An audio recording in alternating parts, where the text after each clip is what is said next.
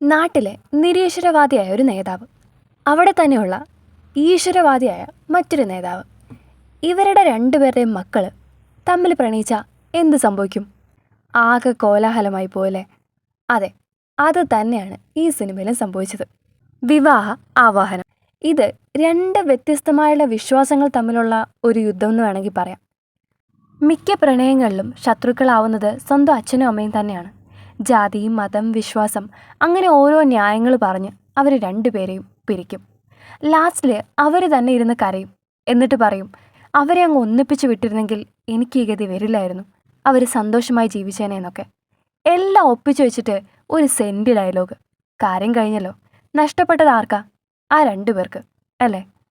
അങ്ങനെയുള്ളൊരു കഥ പറഞ്ഞ സിനിമയാണ് കല്യാണാവാഹനം. നല്ല സിനിമയാണ്. ഒരു സാമൂഹിക പ്രതിബദ്ധതയുള്ളൊരു സിനിമ തന്നെയാണ്. പക്ഷെ ഇപ്പോഴും എനിക്കറിയാത്തത്, ഇത്രയും നല്ലൊരു ടോപ്പിക്ക് കൊണ്ടുവന്നിട്ടും എന്തുകൊണ്ടാണ് ഇതിന് അത്ര വലിയൊരു ശ്രദ്ധ കിട്ടാഞ്ഞതെന്നാണ്. എന്തായാലും കണ്ടു നോക്കും. നല്ല സിനിമയാണ്.